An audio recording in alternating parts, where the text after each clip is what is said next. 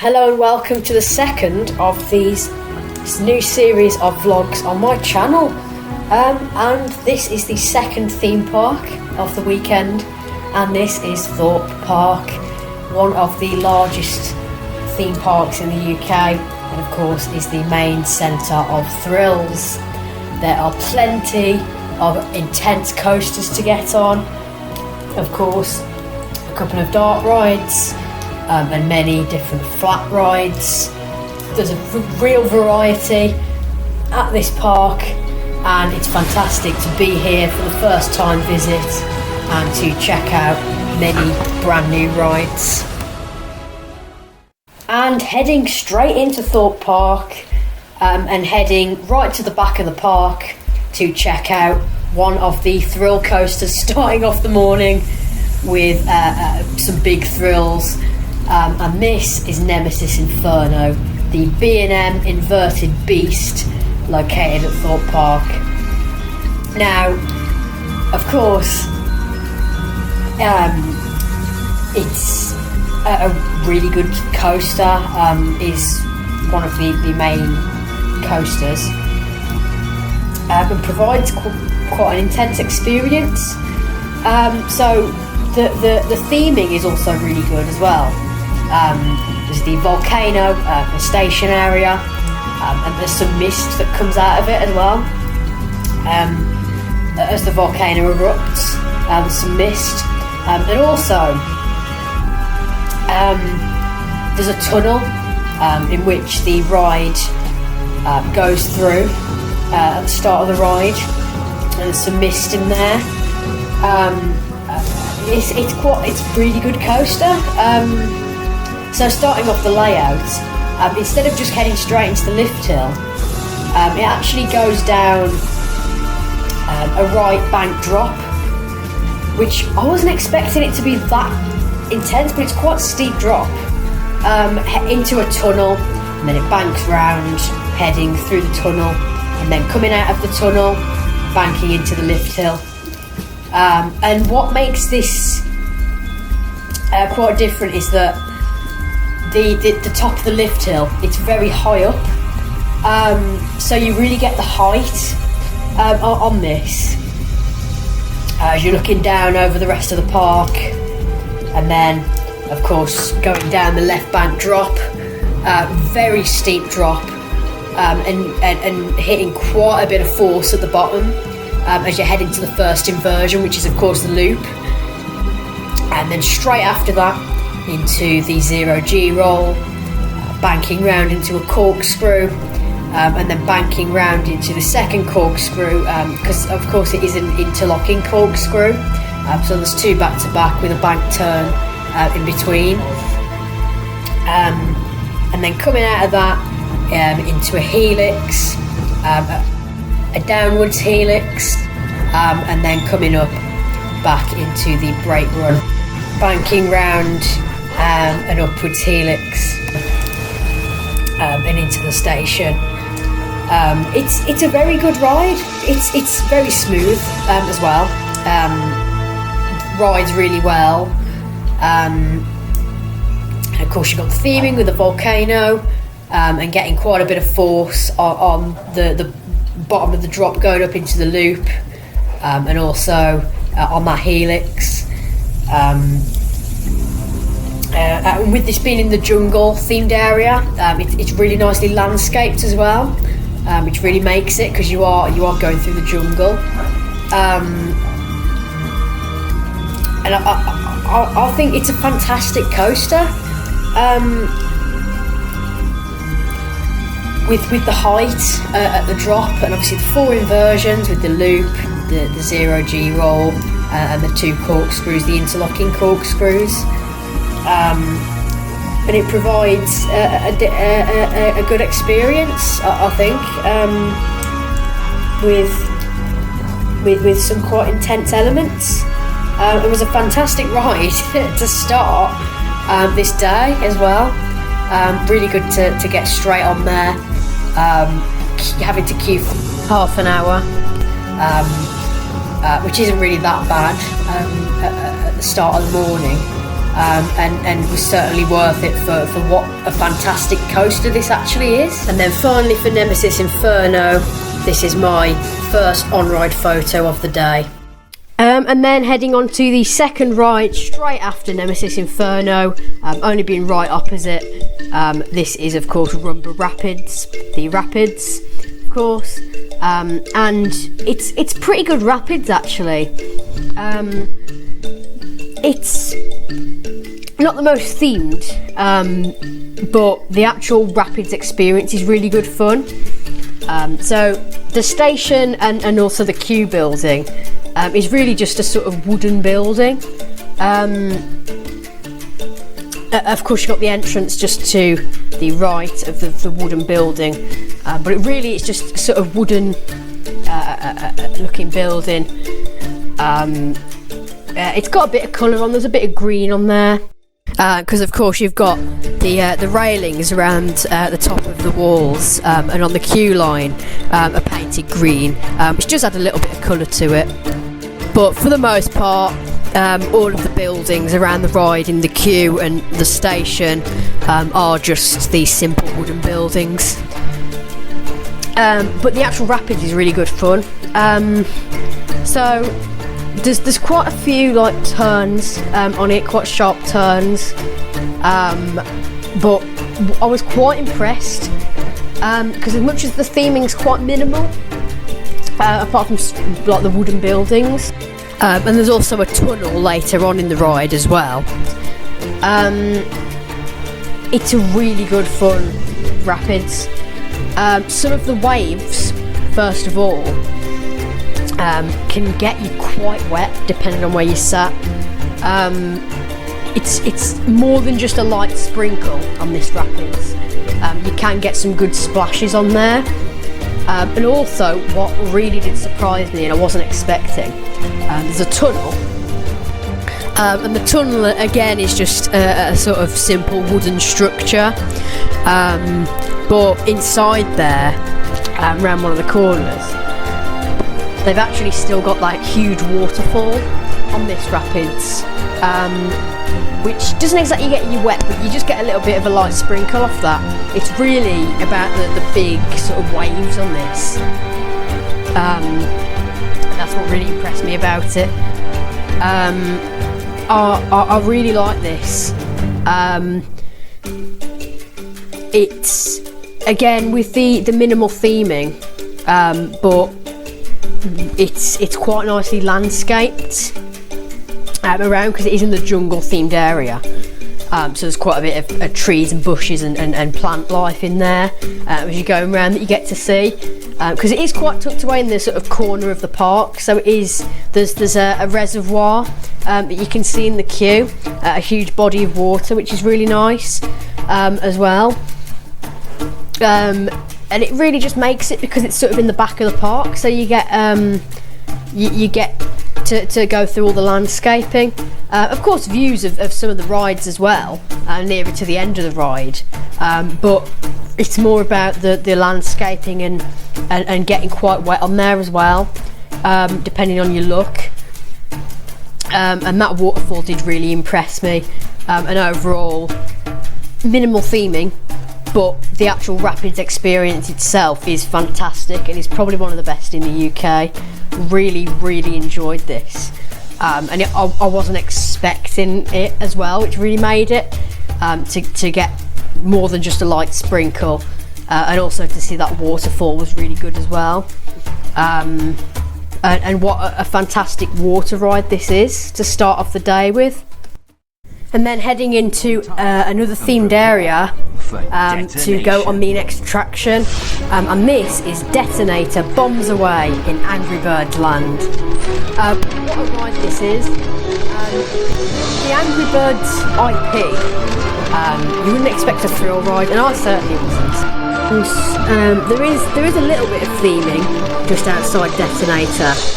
You've got Bomb, the Angry Bird, the ride is themed to, and there's also a couple of the Angry Birds TNT crates, but what you have got, it does make it fit in with the Angry Birds theme. But this is, of course, the park's drop tower. Released, please And undo the buckle what a ride! and push the harness up.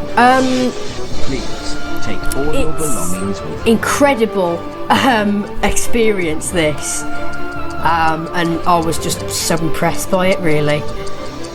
Of course, with it being a drop tower, it is a free fall. To prepare for detonation, drop. you must ensure you secure all your But what really makes this is all bags are left in front of the height. It's not exactly that tall, but you can. It still feels a lot higher than it actually is. And that is because how fantastic the views you get from the top. And also how intense the drop is. It really does feel a lot taller than it is. You can get some fantastic views. And also, again, the height, you can see all across the park. So you can get some great views. But the actual drop itself, it's insane. Because obviously with it being free fall, the catch car just releases it whatever time. It's a different time every time. So you board up the tower really slow, so you can just take in the views. But because it's a drop tower, it's free fall, it really builds up that tension as you're going up, and then as you sat at the top for a bit, because it's a different time every time the cycle happens. You're just waiting up there knowing you're going to drop any minute, and that feeling is very intense. And then it just releases and it just goes down. And wow, what a drop this ride provides. Because as you released, it's sort of ejector air time, so you really just get forced into your restraints. You just get the force all the way down until it stops, and that force does last quite a while. The ejector, and it really does make it, because it's something you wouldn't expect from the height of it, but I think because of the views you can get and the fact it feels a lot taller than it actually is, it really builds up the tension, and because you're waiting at the top of the tower, you're waiting at that high point, and you know that any second you're just going to drop. And I think because you're waiting at the top of the tower with the views, and seeing how high up you actually are, that kind of makes it more intense in a way, because you know that you're just going to drop straight away. And again, what a ride. And overall, this is a fantastic flat ride, and that's what Thorpe Park really does have a good variety of, is flat rides. And what really makes this one is the views, the intensity, and also the height as well, which does ultimately make it a really fantastic flat ride experience. And then next up, heading into the dockyard themed area to experience yet another coaster. But this is also the first dark ride of the day, and this is the Walking Dead The Ride, which is the indoor coaster, and this is quite an intense experience. The coaster itself, not that intense, but it's the rest of the experience, with all the theming, and all of the sort of, you're getting rushed down the corridors quite a bit, and you have to run down the corridor, and you have to like sort of quickly escape from a lot of areas. But what a ride! So really, heading in the facade, it's the huge pyramid structure in the centre of the park. But on the front you've got this watchtower with Thorpe Park safe zone, and this watchtower is the entrance to the safe zone, and also around the area of the outdoor queue line.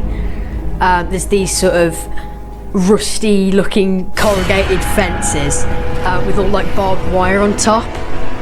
So it really is like a safe zone from all the zombies to stop them from attacking. Heading into the watchtower, there is a pre-show, and it's basically, so you've got this screen in the middle with an actor on it, and you're welcomed into the Thorpe Park safety zone. And then there's a section where he asks the people watching it, how many walkers have you killed? And then you've got audio coming from the back of the room, so it feels like there's actually someone in there in the room saying a lot, too many to count. And then there's a signal on his walkie-talkie, and it says the zombies are beginning to breach the safety zone, and then you're rushed down the corridor, led out. You have to run down this corridor. It's quite a long corridor. You've got all these sort of warning lights on the ceiling, and then there's a section of it that's completely in darkness, so you sort of trying to find your way through, and then you make your way into the rating area for the coaster, and you have to sit in like groups of two, so you're batched into groups of two on the train, and then there's some theming. There's sort of fans around the ceiling, and it's sort of this back area of the Thorpe Park safety zone, and then you're led into the station, and you get on the train, and then you head on in through the ride. The actual coaster, it is more of a family coaster,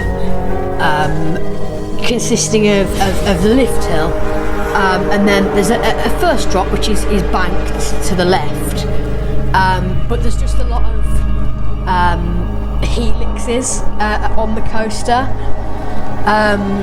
but what makes it is, as you're going down some of the drops and round some of the helixes, there's these zombies, and there's like a red light that comes on, so as you go around the corner you get a jump scare with a zombie. There's quite a few of those around the layout, but one of the best bits is there's one brake run, and because obviously the ride vehicle is the truck that you're driving to escape from all the zombies, the train stops, and there's all these screens at the side of the brake run, with all zombies like with their hands on the windows, and then the train it's stopped, and then you hear the audio, and it's basically saying, "Oh, come on, start!" And then you sort of edge forward, and it's like, "Start!" And then you edge forward again, and then eventually, after edging forward a few times, you actually go down the drop, and into the drop, and it just adds to it, because it's like the truck's broke down and the zombies are coming in and attacking, and then the truck won't start, so you've got to escape down the and down the drop. And yeah, the coaster, with the jump scares, it sort of makes it a lot better than just the family coaster that it is.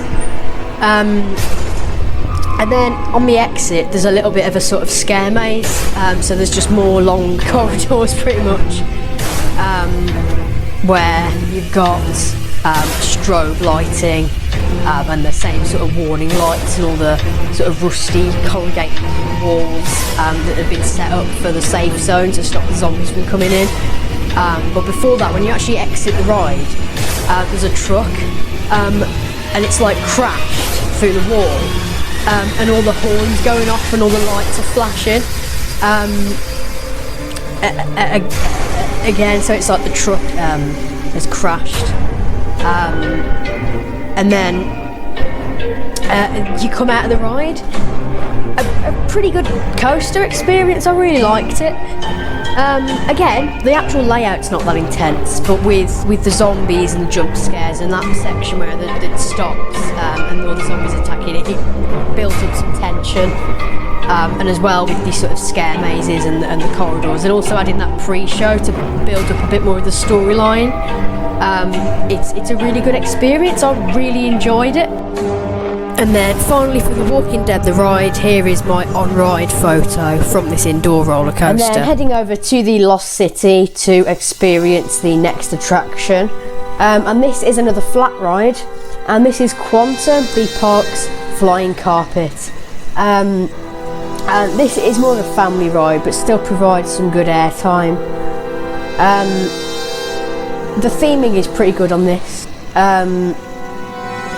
With these sort of wings on the top of the structure, and also there's like a sun symbol in the middle with a sort of flame effect done in red and gold. Also the structure itself, it's sort of got this brown wooden look to it, with like ropes wrapped around it, and then you've got the magic carpet itself, which is this sort of blue flying carpet with these like yellow symbols and patterns on it. And then the ride experience begins. You board onto the ride, and there's 5 rows on each side facing each other, and it's really fun.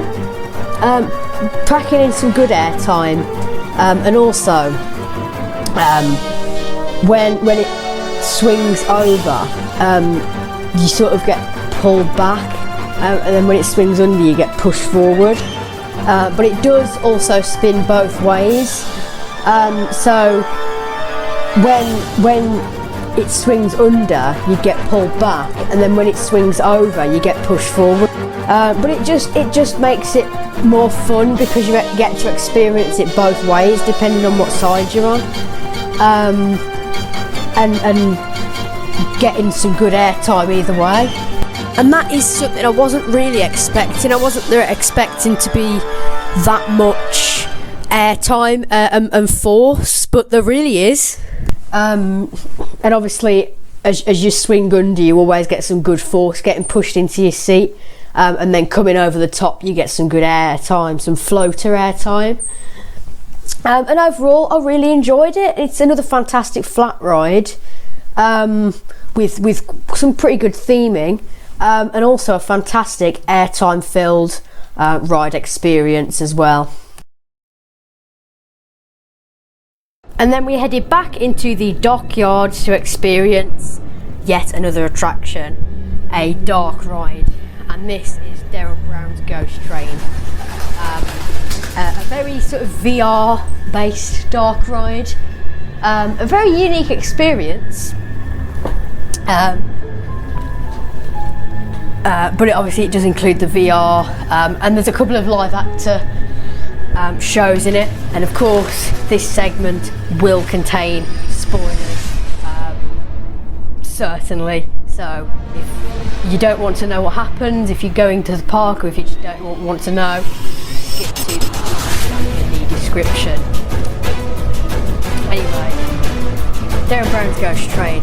It is a really well themed facade.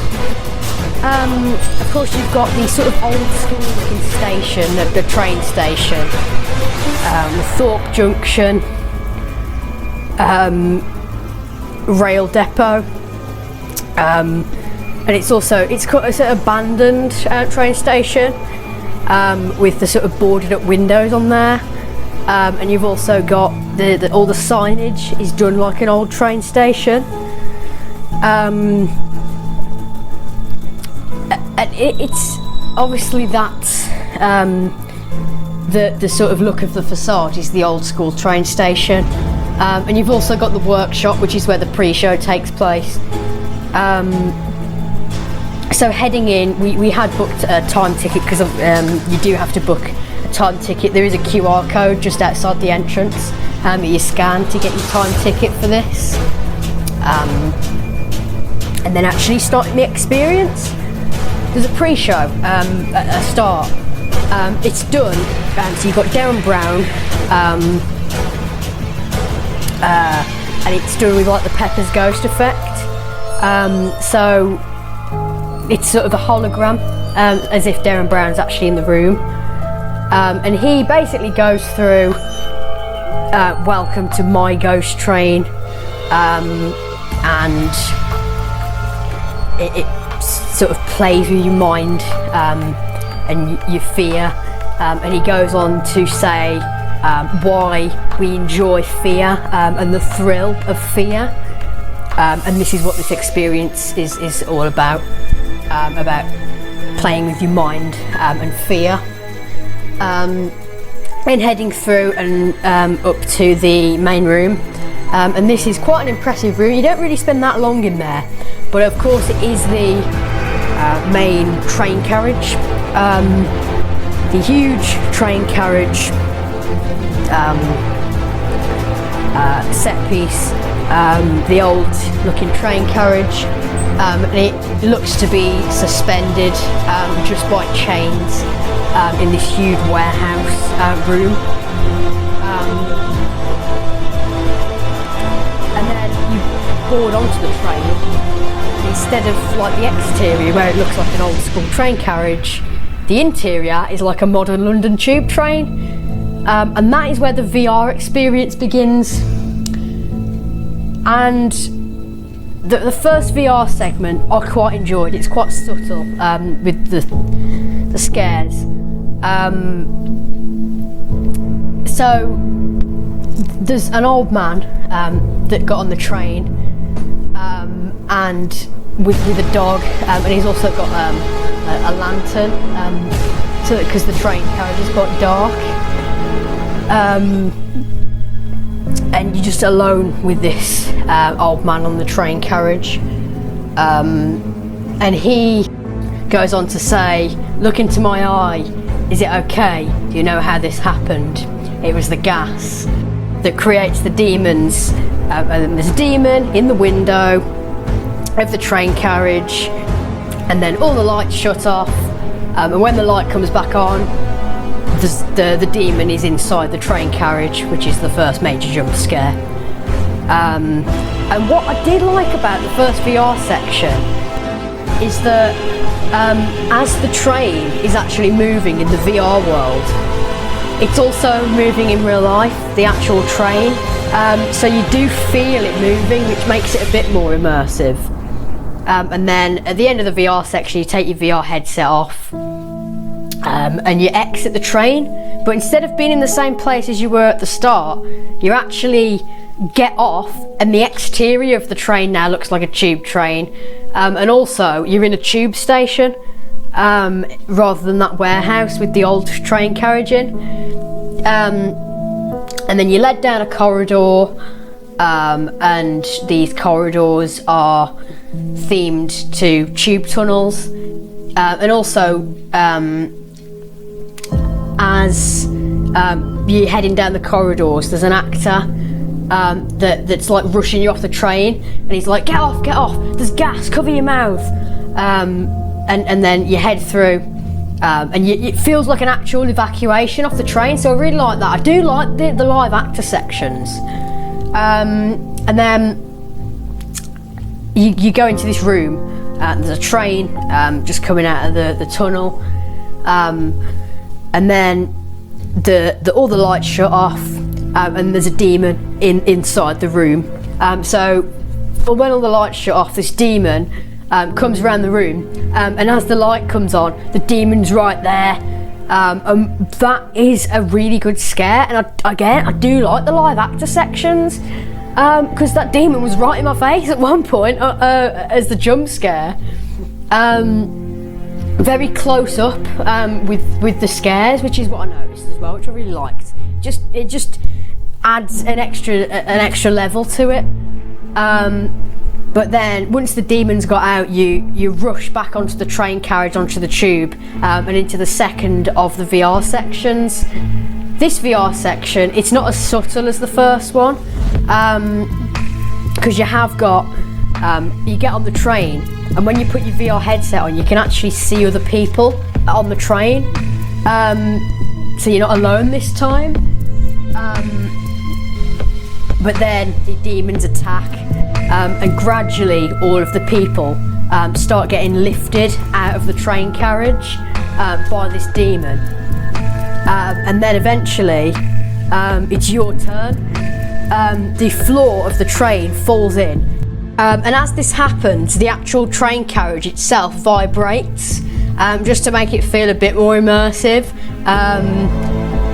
as you're dragged into the depths of the underworld with everyone else who's been captured by the demon. And then the ride ends, and there's a little bit of a jump scare with the demon at the end. But I liked the effect. I liked the way that the train moves, because it feels a lot more realistic. But I do think that it's a lot less subtle than the second VR section than the first, because you see a lot more of the demons. They do look quite cartoon-like, whereas they don't in the first section, because you don't see as much of them. So it's really not as subtle. But then you're led down a corridor into the gift shop, which is the end of the ride. Or is it? Don't worry. As this is your stop. There's another demon, and all the staff member in the gift shop actually says, "Or gather round this sort of stage area in the middle of the gift shop." All the lights go out, and then there's a demon that appears in the middle of the gift shop. It gives the last few scares. Not as up close encounters as the first actor section, but it just adds another live actor section, which really does improve it. And then you're led out into the real gift shop, and then exiting the attraction. Overall, I quite enjoyed it. I really liked the live action shows. Again, especially the first one with the tube tunnels.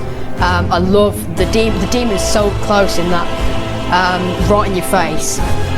And I really like the theming. I do like the effect with the train carriage changing into a tube train as you get off, as well. And even the first VR section, where you're alone with the old man, I do like that bit. The only bit I'm not a huge fan of is the second VR segment with all the demons, because again, you see them a bit too close up and they do look quite cartoon-like, which isn't quite as immersive, but you've still got the good effect with the train moving and vibrating as you're being dragged into the depths of the underworld along with everyone else who was taken by the demons. But again, my overall opinion is, for the most part, it is quite a scary and intense experience, especially getting properly evacuated off the train carriage and into the tube tunnels. It makes it a lot more intense. My least favourite part is the second VR segment, just because you see too much of the demons. But apart from that, I really, really enjoyed it.